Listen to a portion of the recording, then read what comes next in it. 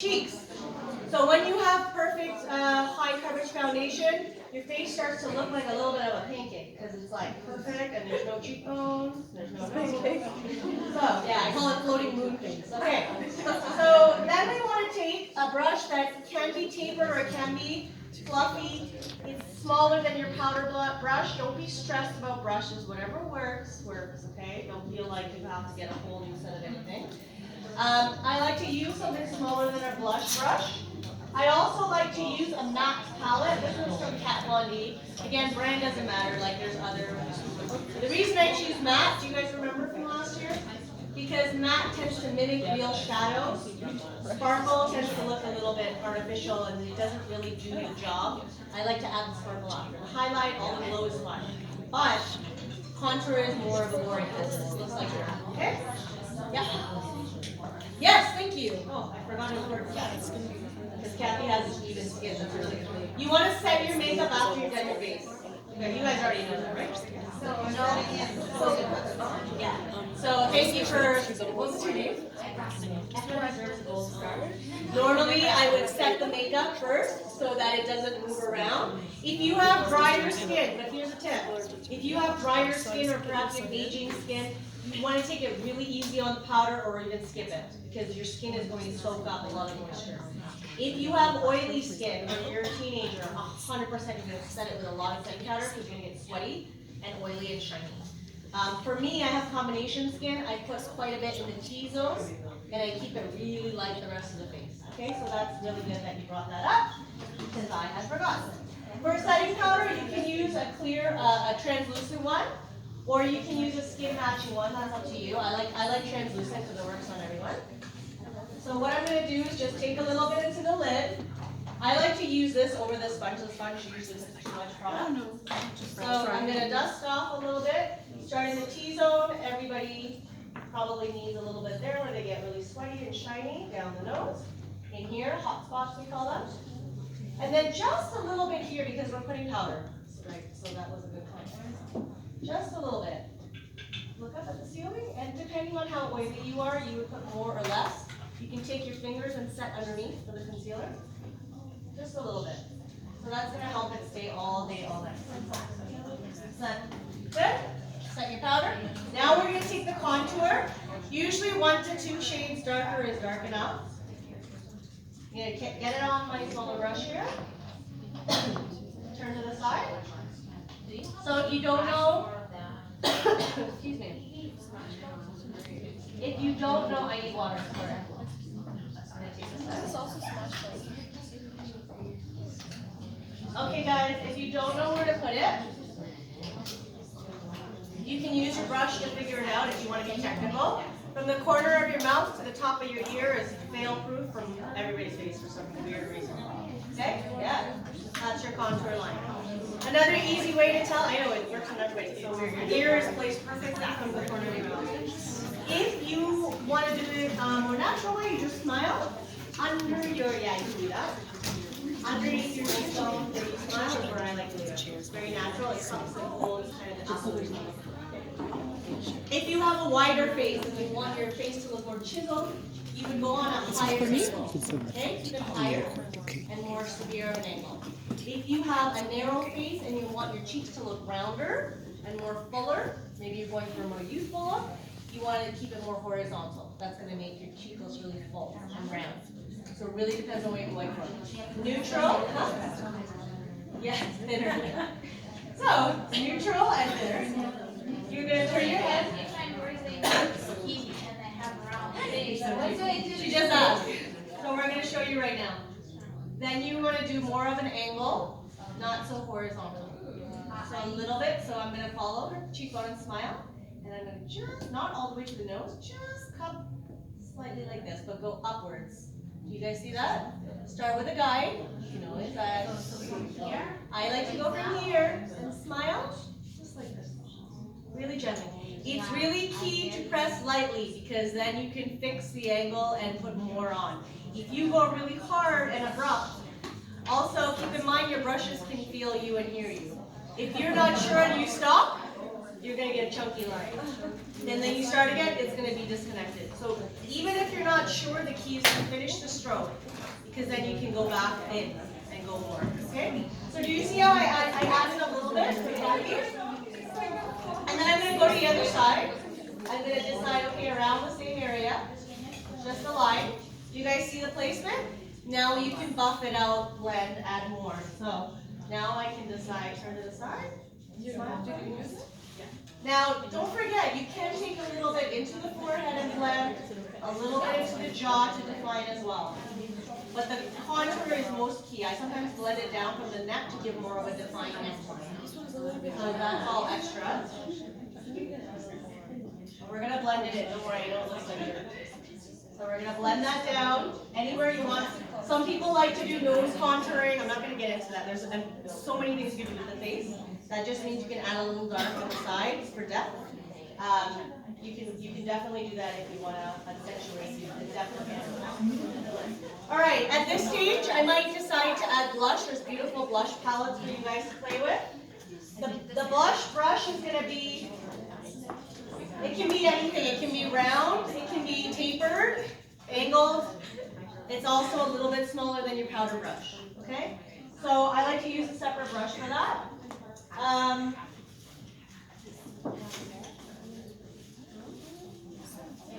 It can be matte, it can be shimmer, again depending on what mood you're going for, your skin tone.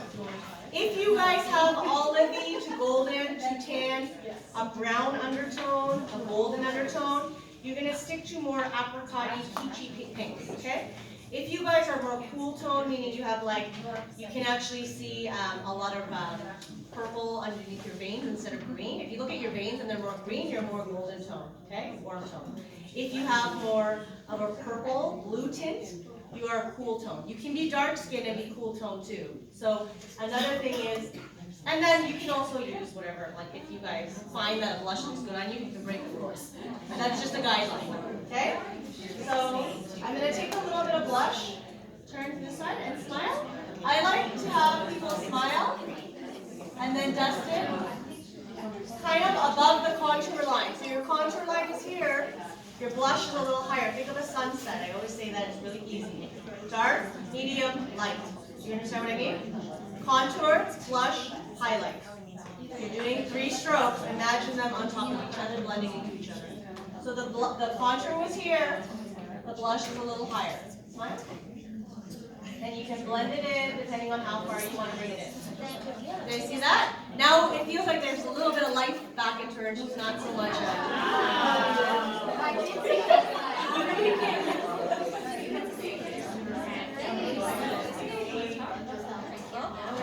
So I'm going to do the other side. You press very lightly. No, blush. I know a lot of young girls don't like blush. I know. Yeah. All right. Everybody loves highlighter these days, so we definitely want to add it. Karina brought up a good point. If you only do contour and highlight, you kind of look like a shiny robot. Because humans have blood flow, and I think blush always reminds people that you have a temperature. Do you know what I mean? And that you're alive, that you're a real human. So, for highlighting, there's no end to, every brand has gorgeous highlighters. Gorgeous highlighters. The pearly pinky ones are more for fair skin usually. The gold, champagne, or bronzy ones are for darker skin. Usually you want to choose accordingly because otherwise the contrast is too much. Find that when fair skin people wear gold, they look like an Oscar statue. And when you're dark skinned and you use the lighter one, you look like Elsa from Frozen. So I like to stay within, for highlighter especially, usually, or you can blend if you really want to do the pro or what I mean by that is, you guys know what I mean, like Fenty's Trophy White is yellow. It's beautiful. It's made for darker skin tones. This doesn't look right on pale skin. And the same way the Smashbox one is too pearly, I find. Even on my skin when I'm tan, it looks too white on me. It just looks kind of dusty. Whereas if you're fair, it looks beautiful. It's got a kind of a pearly, opaly glow. What do you call it? Smashbox. Today I'm going to use Fancy Pants like Kathy. We're using Pat McGrath. So We've got a few different shades for different skin tones, so I'm going to use the middle one. It's kind of a goldy, but like a white goldie, so it kind of goes with a lot of skin tones. So right away, I started to, remember, dark, medium, light, to the side. Not under the eye, but on the bone, on top of the cheekbone, not under the eye. If you don't feel your bone, this is when you create it. This yeah. Right here. Don't worry, girl. We got you. So this is when you create. I kind of think of, imagine an oval on an angle. Does that make sense? On a little angle where the sun would glisten, and this is where the light picks up. Okay? Do you guys see that? So turn side to side, my mom. Yeah. So that's really going to pick up on stage. I know it's an Instagram and YouTube trend to put it on the tip of your nose. I mean, it's cute. It can look like oil on stage, so be careful you don't go too nuts with the shimmer. It looks oily. I personally like to keep it really contained. Even if I do put it on the Cupid's bow and nose, it's very subtle. And I blend it. Cupid's bow is here. Yeah, it's really pretty because it makes your nose longer. I'll do that in a second. Okay, so we're going to take this on the other side and turn it a little more to the side. I'm sorry if I'm blocking.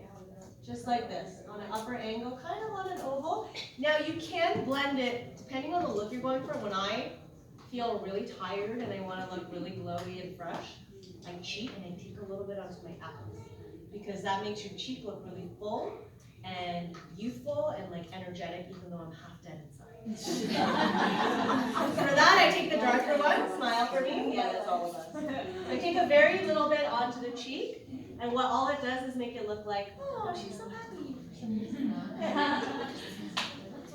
All right, so that's great, right? Does it feel good? Now, some of you are blessed with beautiful brows, and I'm very jealous.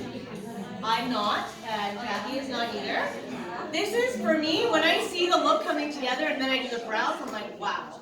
For those of you who have great brows, just use a little bit of gel or hairspray on a mascara wand.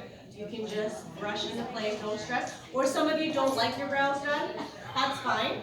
What it does is add definition. When you're far away, it helps with expression. That's the only reason I tell dancers to define their brows a little.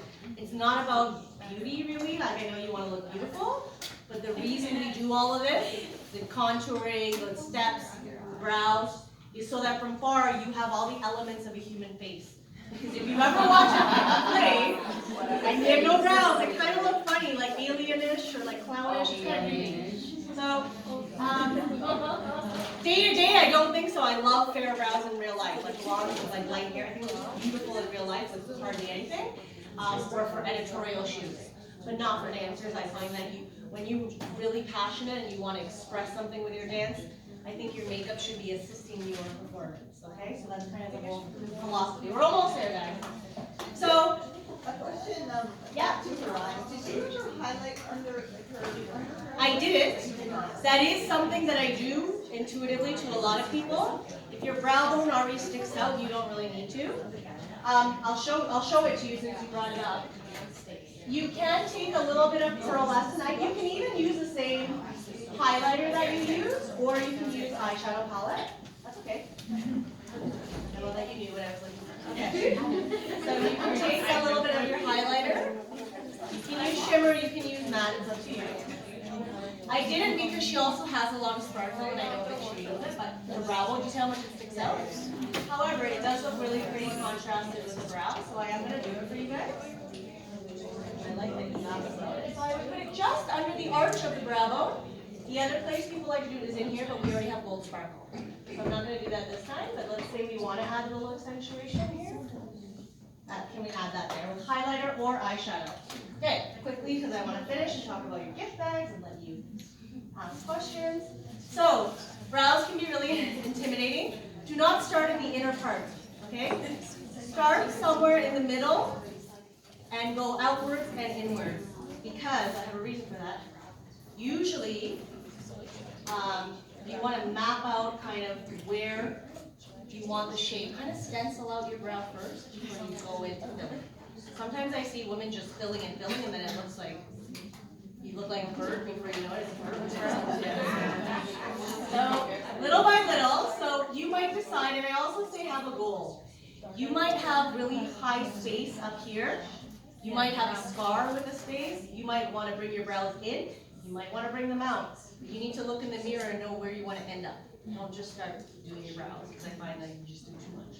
And you look really angry all the time. So I decided Kathy has fair outer, like the way I do. I'm missing most of my hair on the outer corner, so I'm starting where she needs it the most. I'm using a darker one than I normally would. Again, because from stage, normally I would use a blondish, ashy brown. It's gonna look like nothing, so I promise you. When the light's this hot on your face, this part is gone. So this is a pencil. You can use a gel, you can use powder, whatever. Pencil is more precise, and it packs a punch and it stays put a little more. So I would layer the powder on top of this if I'm gonna do powder. So I think for precision, I chose a really tiny mini brush. This one's from Benefit, it's really good. So I'm gonna decide underneath where I want it, on the top where I want it, and I know you can't see because I'm covering some of you.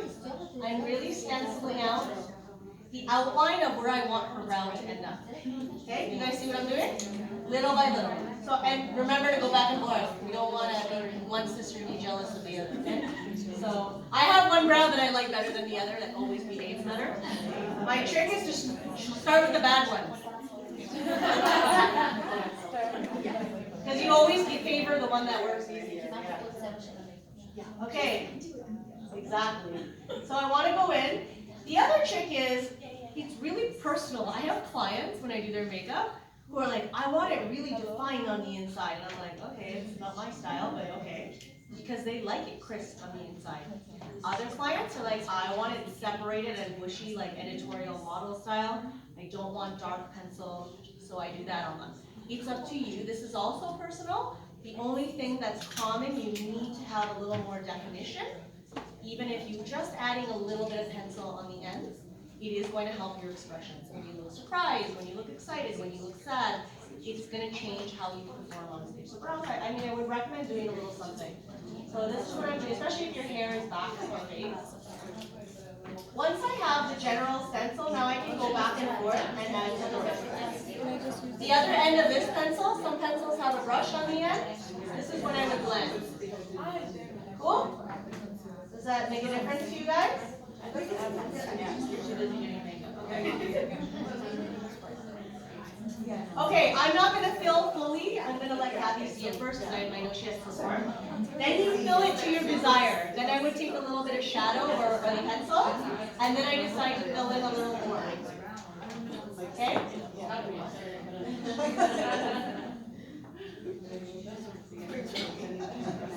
Yeah? Then I would ask her, do you want a little more feathering in here? And I might do little natural strokes in here. I personally like to keep it more natural, but I don't know. And then I would stare at her and decide, here's another thing you have to keep in mind. Don't just start filling in people's brows, because most people's brows are different. So if you just fill them in as they are, they're going to be crooked because they're naturally crooked, most of her brows. So I want to make sure to look at her straight ahead. You see how this one I brought in more? This one was already in more. This one's also higher than the other one. So I want to make sure I'm going to bring it down a bit to even it out. Okay? There you go. So now I'm going to blend it up. And I'm going to let Kathy see it, and we'll adjust it afterwards. Cool? Doesn't her face or eyes look more put together? What lipstick are you guys wearing? Red, pink. Red. Who else is on our team? Okay, you're not here. Okay, so do we know red or pink? Do you want to decide later? We know. Okay, it's okay. You take a look. You take a look first. Okay, now you do your lipstick. I'm gonna wait. So we're gonna assume red. The thing about performing with lipstick is pink. Fuchsia or is it like outright pink? She doesn't know. Right. We're gonna discuss this. Okay. So usually you would choose. Usually you want to remember what lipstick your team's doing. You're probably gonna choose a bright for stage. It works better. Not to say that you can't wear soft colors. You just have to be prepared that with your foundation work we've done, it will look kind of blob on stage. Not to say I've seen some looks that look still really pretty. It's the soft romantic routine, and it's not a strong makeup look. When you do pink on stage, it looks just like lips. Does that make sense to you? So if you're not doing a bright, like your lips are not a focal point of makeup look, still add a little pink into your nude, your regular nude lipstick. Add a little bit of rose. It'll make your lips look a little more flush and less, I'm sorry to use this term, but corpse lips. It just doesn't look alive. It looks like your lips don't have any energy. Okay? Red looks amazing on stage. I would be careful of gloss because if your hair is out and you do one of those moves and the red, I've seen it. Thank you. We're almost there. Do you guys understand what I mean? The gloss? I like to use long wear lipsticks. Really great cheap ones from the drugstore. Maybelline makes Super Stay, which is really good. Other brands make them. It depends on what kind of texture you like. But get a long wear lipstick. I put the liner first, and then I put the lipstick on. So we're gonna just pretend and do pink because that's what she thinks it is. And if we, huh? Can I call a friend? Yeah, you can call a friend while I do my picture. Okay. You seriously, you can call them. Okay, can I go over my gift bags before I finish your lips while you guys can leave? Okay, oh,